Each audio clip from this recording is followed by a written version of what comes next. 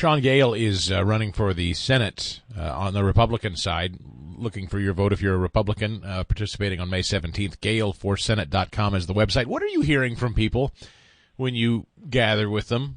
What is there like a number one concern consistently? Oh, yeah, and that's why I've been touching on it. By far, the number one issue as I travel around the state, and it has been for a year and a half that I've been doing this, is election integrity.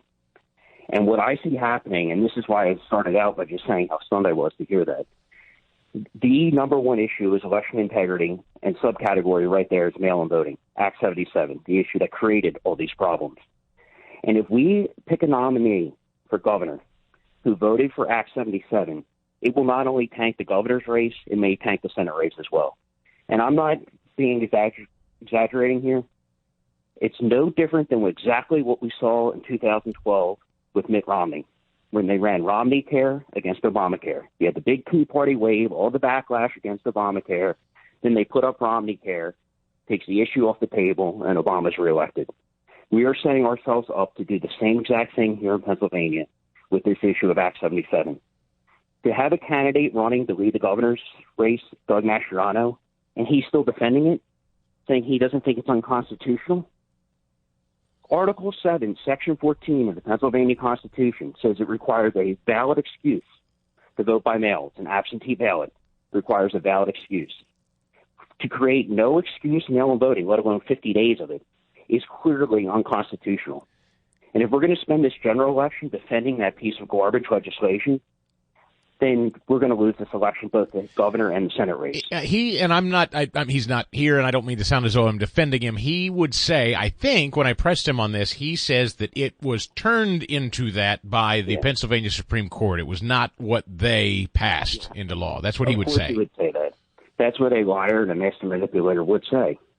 Now, here's this guy saying this was changed by the PA Supreme Court, but even though the Commonwealth Court ruled it unconstitutional, he doesn't think it is because that same PA Supreme Court may rule that it's not unconstitutional. Yeah. I mean, he's trying to have his cake and eat it, too. I've never seen a BS artist like Doug Mail and Mascherano. Why do you think he's done? I'm genuinely curious. What do you think's behind it? I mean, if in fact he did it and knowingly did it, why do you think so? I think he was told what to do. Remember, we're talking about a guy who was put into that position through a special election. And if you're familiar with how a special election works, there is no primary. The party picks the nominee. So he's a hand-picked party guy. And when they say vote for this, he votes for it. That's how he works. Mm-hmm. He takes his marching orders.